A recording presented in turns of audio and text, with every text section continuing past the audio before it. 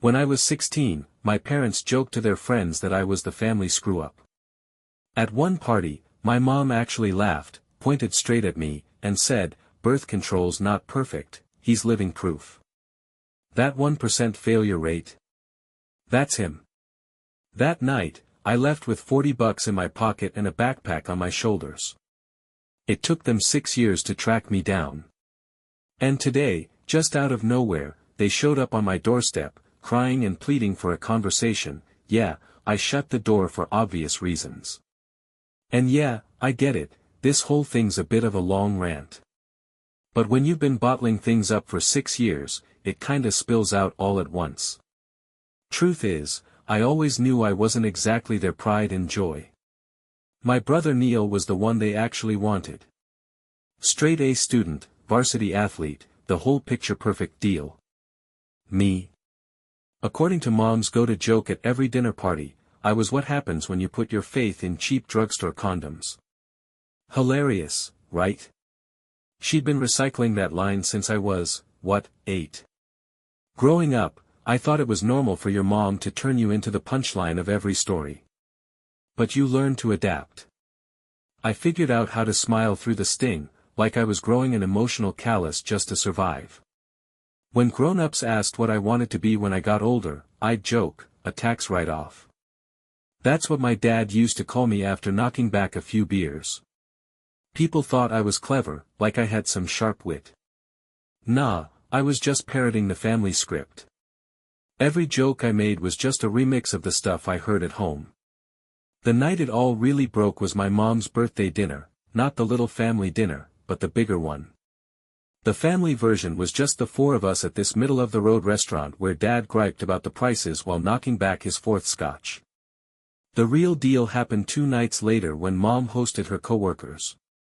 And not just any coworkers, this was the country club crowd she'd been trying to schmooze her way into for years. Our place wasn't fancy, but she went full Pinterest mode for that dinner. Brand new placemats, candles everywhere, and the good dishes that usually sat forgotten in the cabinet. She told Dad to put on his one nice shirt and, for the love of God, keep it to under 5 drinks. Neil got the "make a good impression" pep talk. Me? I didn't get so much as a "just try not to humiliate me." That should have been my first red flag. The night kicked off with me acting as the unpaid server. "Jacob, try being useful for once," Mom said, handing me a tray of appetizers. I made my rounds with the snacks while she went on and on about Neil and his potential baseball scholarship. Dad, to his credit, held it together for the first hour, slow sipping his whiskey and nodding on cue. I was pretty much invisible, which honestly was the best outcome I could hope for in those moments. Then some lady, I think she had one of those "let me speak to the manager" haircuts, brought up how expensive it is to raise kids these days. And that's when it all went to hell. Mom, already a few glasses of wine in, got that familiar gleam in her eye. The "I've got a killer line coming" look. As I walked by clearing glasses, she pointed right at me and said, "You know, birth control's only 99% effective." She waited, dramatic pause and all. "He's the 1%. And they all laughed. Even Dad let out this huge belly laugh, like it was the best joke he'd heard in years. There I was, standing there with a handful of dirty glasses, listening to people laugh at the fact that I was never meant to exist. Neil wasn't laughing, though. He was just staring down at his plate like he wished he could vanish. At least one person in that room seemed to have a soul. But Mom wasn't done. "We already had our perfect kid," she said, waving toward Neil. "Jacob's our little family oopsie." More laughter followed. I think it was Dad's boss who chuckled and said, "Oof, that's gonna leave a mark," like we were all in some cheesy sitcom. I didn't throw anything. Didn't shout or cry. I just carefully set the glasses down on the table and walked upstairs like a ghost.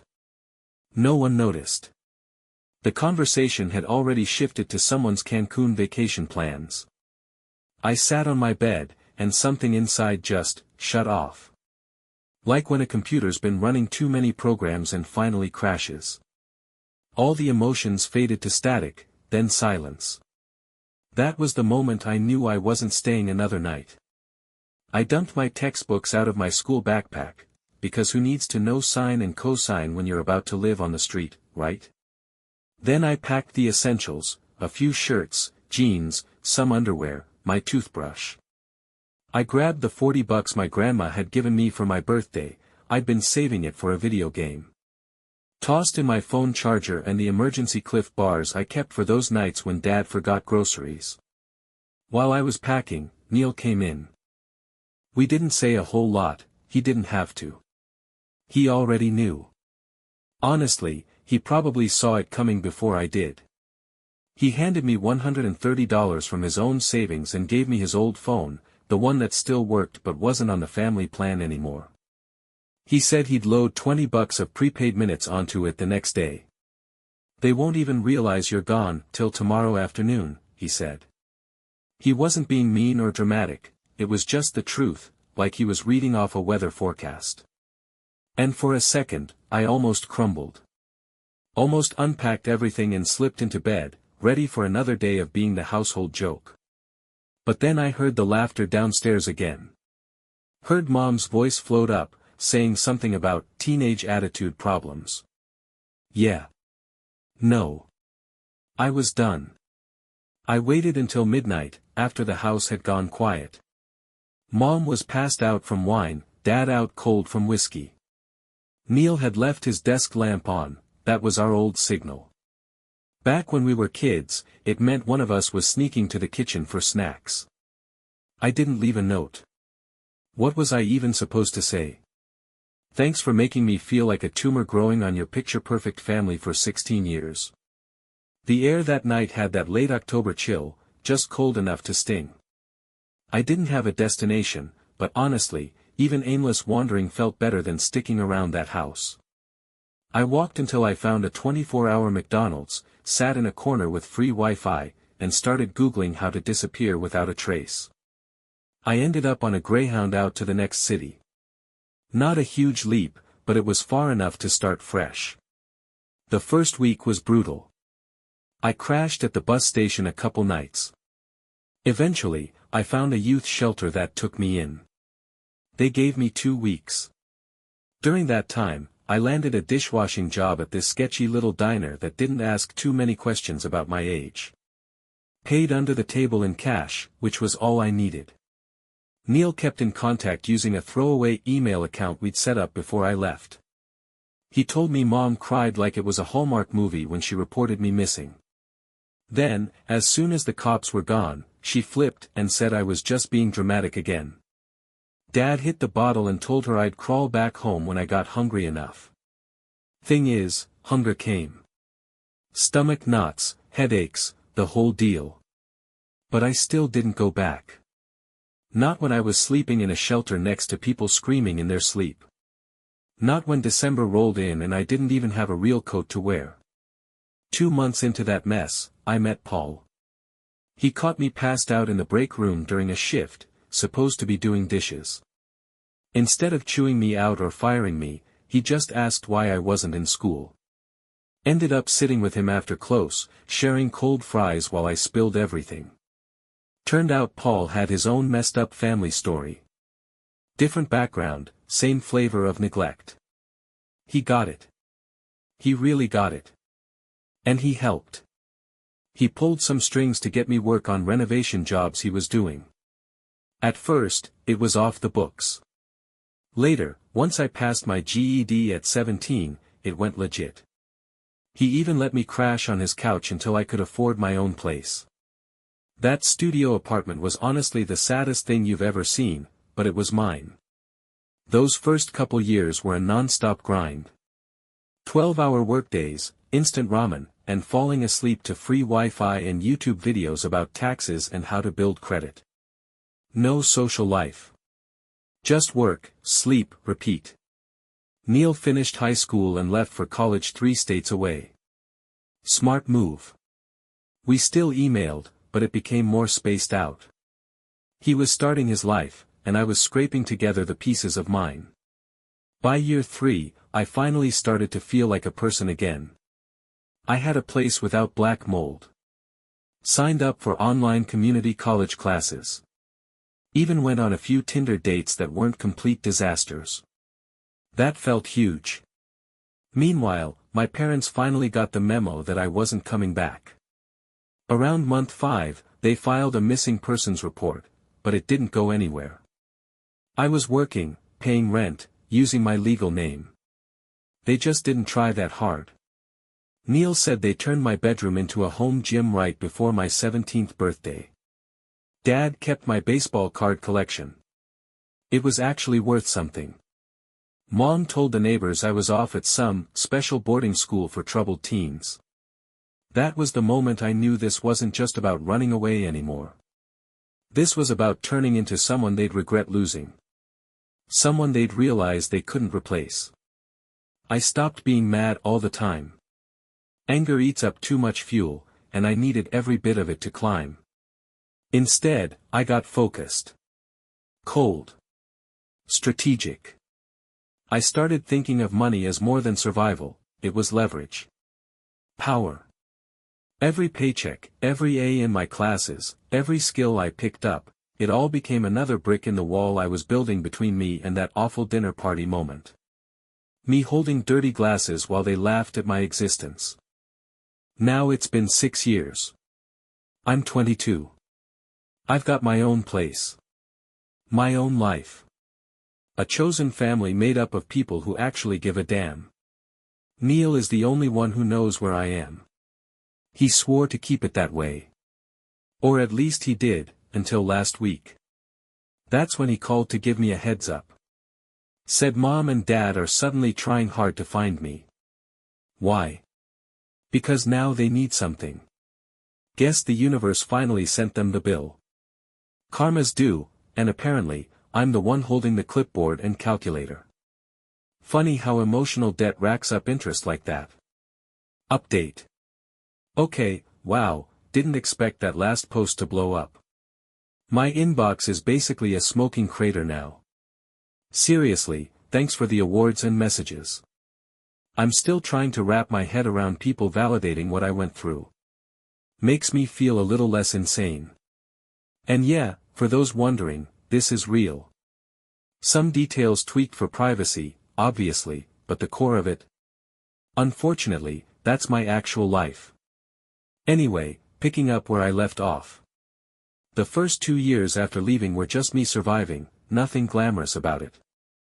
I was working back-to-back shifts, living off bargain bin ramen, and sleeping on a mattress I dragged in from behind a furniture store. Don't judge, I disinfected the hell out of it. I checked email at the public library whenever I could, mostly to read updates from Neil. According to him, Mom and Dad's version of searching for me lasted about 3 weeks. And by searching, I mean Mom posted a couple of dramatic Facebook posts with my school picture to harvest likes and sympathy comments.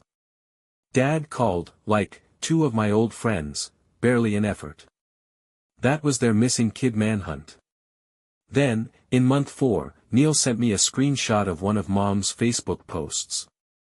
She was showing off the new home gym they set up in my old room.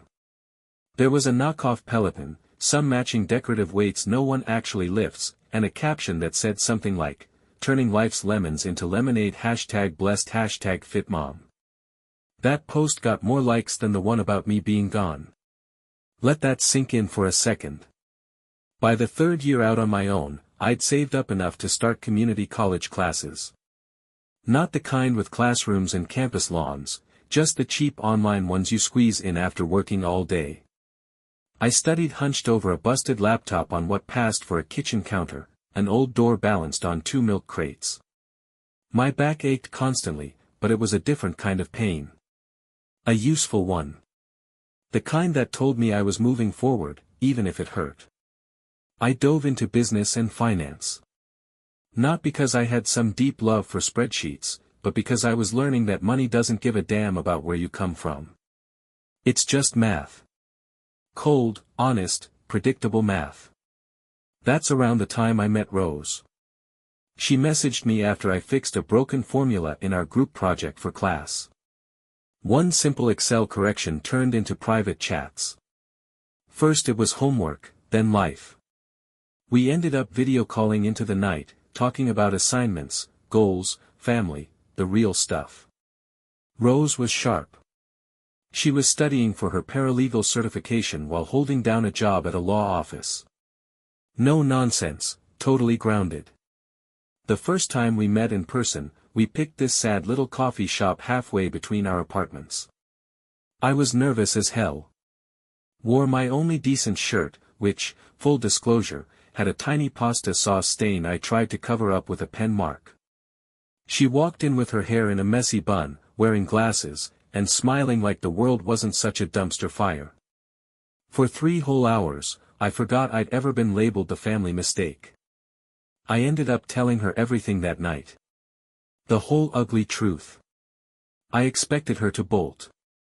Instead, her expression shifted, not pity, something colder. Calculating. She opened up about her own life. Her mom had been the emotional tyrant in her world. Turns out we were the same kind of broken, just packaged differently. Rose flipped a switch in my head. Where I saw struggle, she saw strategy. We'd eat takeout cross-legged on my floor while she pointed at real estate listings, saying things like, "That place is undervalued. Give it 5 years and that neighborhood'll triple."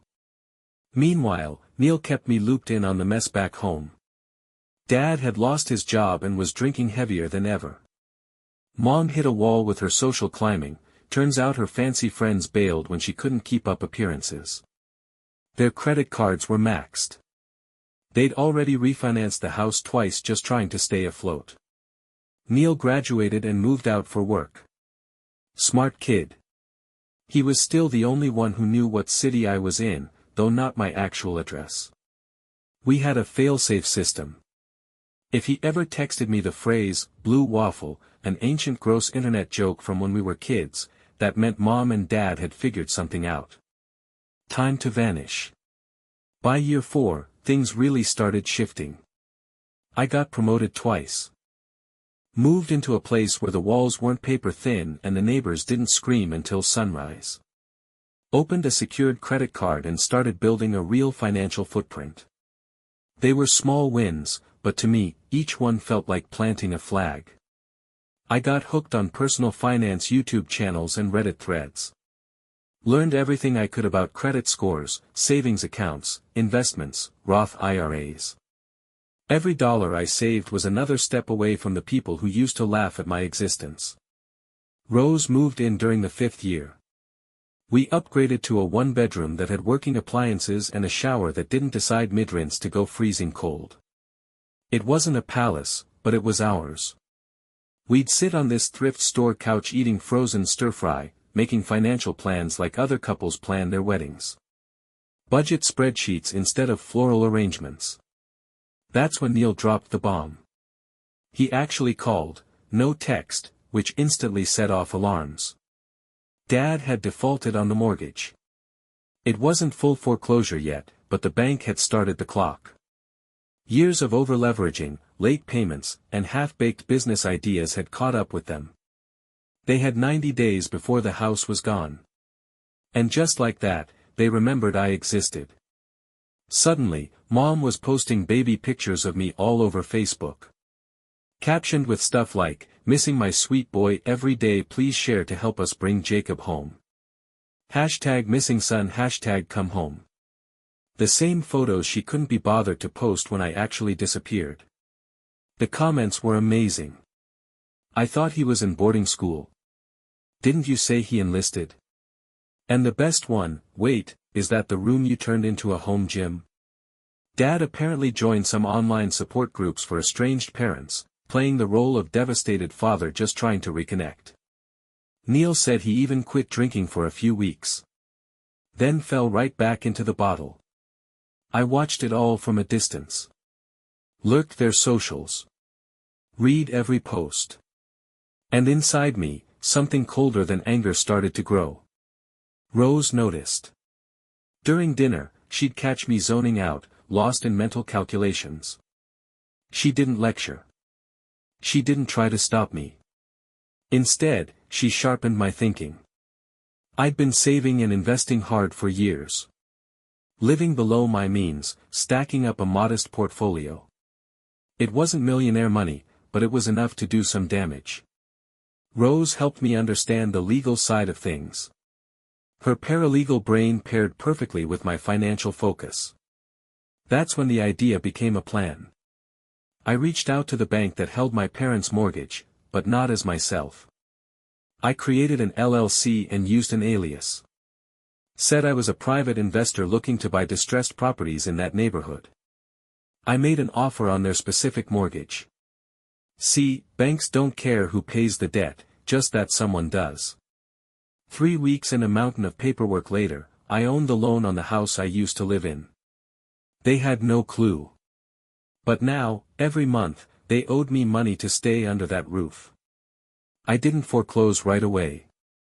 That would have been too easy. I wanted to wait. Let them come crawling first. Let them beg, without knowing the whole time that I held their future in my hands. Rose called it poetic justice. I saw it as settling accounts. Balancing a ledger that had been in the red for 16 years. In the meantime, Mom's social media crusade to find her son was starting to gain traction. One of those local Facebook groups in their town picked it up. People love a good family reunion narrative. Especially when they don't know the real story.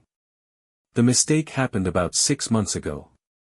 Neil had come to visit us for the weekend and posted a quick Instagram story, just a shot of us eating at this diner down the street. In the background, you could clearly see the mural. One of those big, quirky ones that basically screams the name of the city. He deleted it 10 minutes later, but it was too late. Mom had already seen it. That night, Neil showed me his phone. 27 unread messages. All variations of, "Was that Jacob?" and "Where was that photo taken?" That was our emergency signal moment. He sent the blue waffle text. We laughed about it at the time. I mean, what were the odds? One mural in a city of over 2 million. Turns out, pretty decent odds, if you're desperate enough. 2 weeks ago, Neil called again. Said Mom had joined every public Facebook group for our city. Started blasting my old high school photo across every feed she could find. Captioned it with some over-the-top sob story about a tragic rift between mother and son. Then, last week, the neighbor across the hall pulled me aside. Said some woman had been asking around about me. She showed me a screenshot. Mom had somehow found our apartment complex's online community page. She was cold messaging residents, asking if anyone knew Jacob. I changed our locks that same day. For a second, I thought about disappearing again. New city, new name, new start. But Rose reminded me, I wasn't powerless this time. I owned the deed to their roof. I held every card now. Maybe it was time to play them. 3 days ago, it happened. I was working from home when the intercom buzzed. Pulled up the camera feed on my phone, thank God for budget-smart tech. There they were. Standing at my door like ghosts from a nightmare. But older. Tired. Worn down by something heavier than age. Dad looked thinner, almost twitchy. Like every nerve in his body was vibrating. Mom clutched her purse tight, like it held the last of her dignity. I didn't answer. Just watched them press the buzzer again. And again. 3 times in total before they finally gave up and slipped a handwritten note under the door. It was your typical vague, guilt-laced plea. Urgent family matter. Please call us. That kind of thing. Neil confirmed it that night. Said what I already knew, they weren't here for reconciliation. They were here about the house. They needed money. They needed their mistake to save them. Rose and I spent the next 2 days prepping. Pulled together every document, reviewed every legal angle. Rehearsed what I'd say. How I'd keep my cool. How I wouldn't let them see even a flicker of the hurt kid they'd left behind. Yesterday morning, the buzzer rang again. Same haggard faces on the screen. This time, I let them in. 6 years of silence were about to be broken.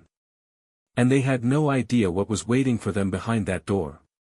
The son they laughed off as an accident. Yeah. He now owned their mortgage. And emotional debt, like financial debt, doesn't just disappear. It accrues interest. Final update.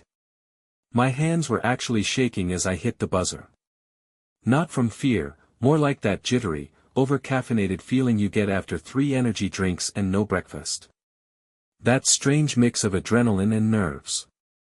I'd imagined this moment 1,000 times. Practiced speeches in the mirror like some kind of deranged actor. Rehearsed every expression, every comeback.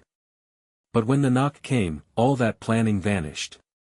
Rose gave my hand one last squeeze before heading to the bedroom. We'd agreed she'd stay out of sight, for this part, at least. This round was mine.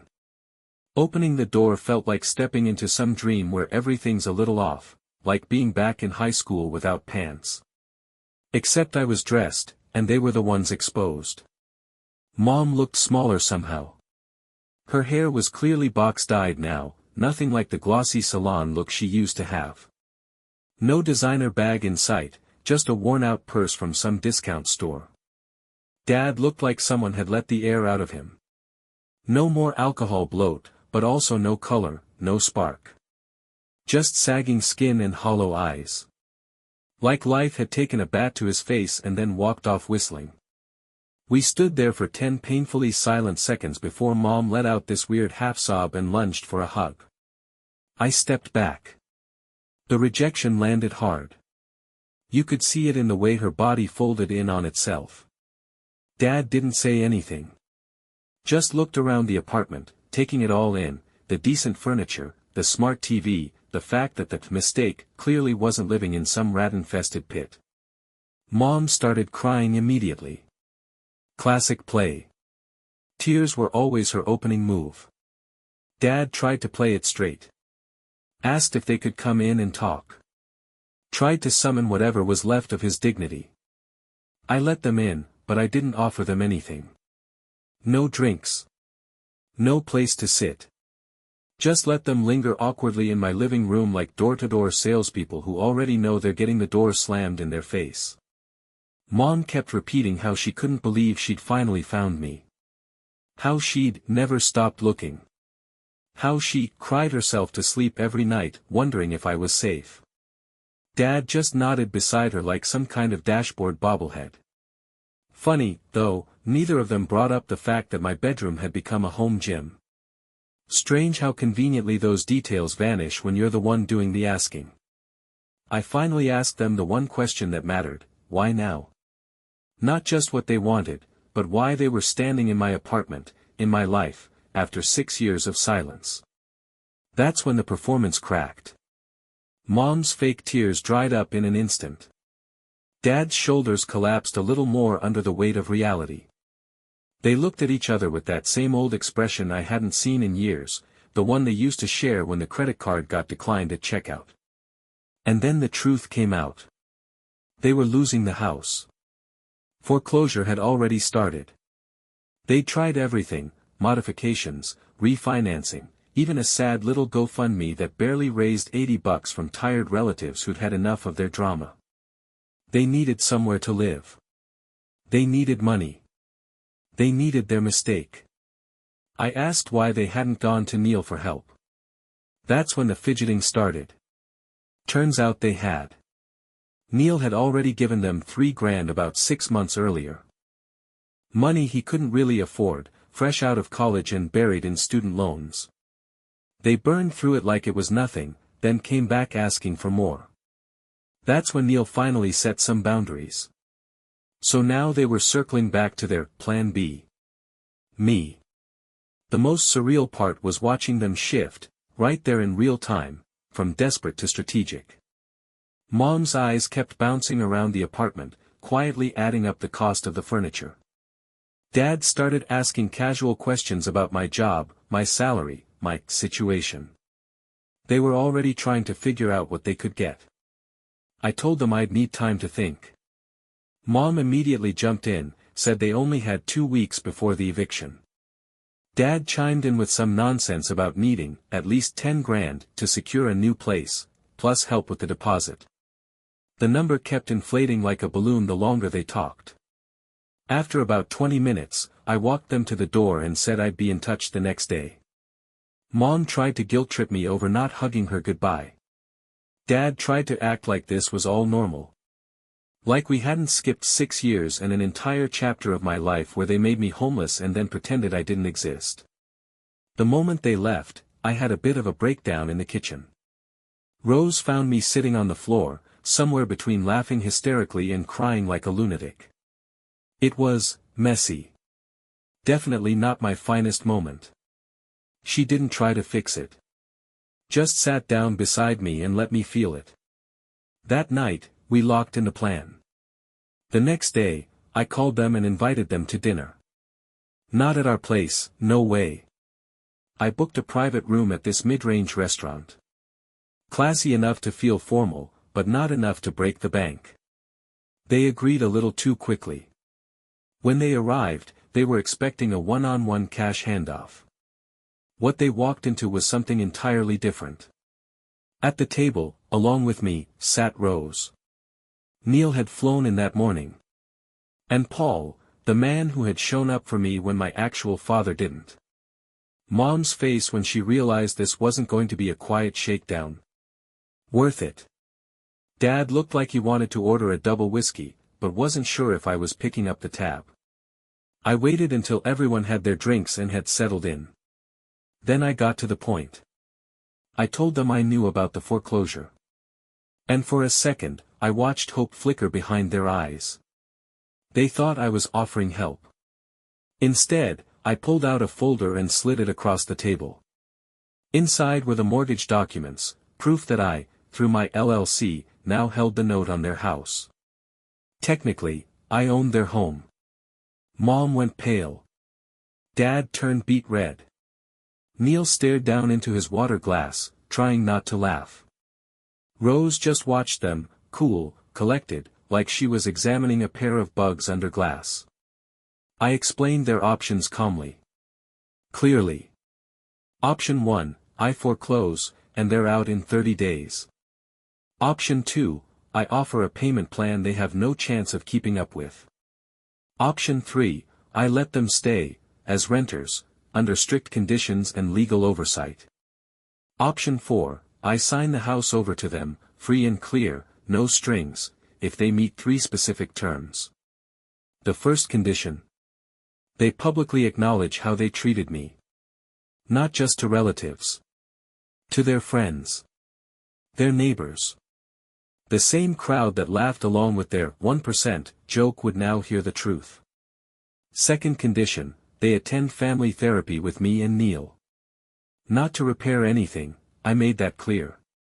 But so they could hear, in a professional setting, exactly what their actions had done to their children. Third condition, a signed legal agreement that they would never ask me for money again. Ever. That's when Mom started crying again. For real this time. No audience. No performance. Just raw shock. Dad stared at the folder like it was written in ancient runes. Neil finally spoke. He told them they were lucky. That what I was offering was more grace than they deserved. That he'd watched me rebuild my life from the dirt while they turned my bedroom into a gym. The rest of the dinner was pure tension. Mom kept bouncing between anger and guilt. Crying, apologizing, then snapping and blaming. Like emotional whiplash. Dad barely spoke, except for one moment, when he asked if I did all this just to hurt them. I told him no. This wasn't about revenge. It was about accountability. They threw me away the second I became inconvenient. Now, they saw me as valuable again, but only because they needed something. That's not what family means. That's not how any of this works. That's not how anything works. They left without agreeing to my terms. I told them they had 48 hours to decide. Those 2 days were strange. Heavy, quiet. I felt this weird mix of power and emptiness, like I'd climbed the mountain only to realize the summit was silent. Rose kept checking in, bringing me cups of tea I never actually drank, sitting with me in silence while I stared blankly at the wall. Just being there. Neil crashed on our couch, unofficially playing the role of bouncer in case our parents decided to come back early and uninvited. On the morning of the deadline, they came back. They looked different this time, drained, resigned. Like people who'd run out of exits and were finally walking through the one door they never wanted to open. They said yes. Not because they had some big revelation or finally grasped the pain they'd caused, but because they were out of options. We signed the paperwork with barely a word. No fights. No tears. Just signatures on lines, witnessed by Rose's coworker, one of those sharp, no-nonsense notaries who didn't ask questions. And just like that, it was done. The aftermath has been complicated. So far, they've honored the agreement. Probably because they know I still have the documents. I could drop the hammer at any time, and they know it. Mom posted a long-winded apology on Facebook. One of those faux reflective posts that somehow still centered her feelings. She got sympathy, of course. Comments filled with, "You're so brave," and, "Families heal with time." The usual. Dad's called twice. Both times were clumsy, stilted conversations where he seemed to be testing the water, trying to figure out if I was still angry. Spoiler, I am. Just not in the way he thinks. Neil flew home yesterday. Before he left, he hugged me, tight, like he didn't want to let go. He told me he was proud. Said I'd done what he never had the strength to do, hold them accountable. Break the cycle. Name the harm out loud. Is it revenge? Maybe. But it doesn't feel like revenge. It feels like correction. Like adjusting a math problem that's been off since the beginning. Like balance. Am I happy? Not really. Happy feels too light for this. Satisfied is a better word. Like something's finally stopped leaking inside me. The anger's still there, but it's changed. It doesn't burn anymore. It just sits, dull and scarred over, like an old wound that's finally stopped bleeding. Last night, Rose and I lay in bed, just talking. About maybe getting a dog. Maybe saving up for a house. You know, normal couple stuff. She asked if I had any regrets. I thought about it. Thought about that 16-year-old kid with a backpack and $40. Thought about the nights I went to sleep hungry, the double shifts I worked with a fever because there was no safety net, no one to call. Then I thought about everything I'd built. The life I'd scraped together from nothing. The people I'd found who actually give a damn. Who see me. And I told her, no. I don't regret it. Not leaving. Not struggling. Not even what some people would call revenge. Because some mistakes. They turn out to be the smartest decisions you ever make. And sometimes being the 1%. It just means you beat the odds.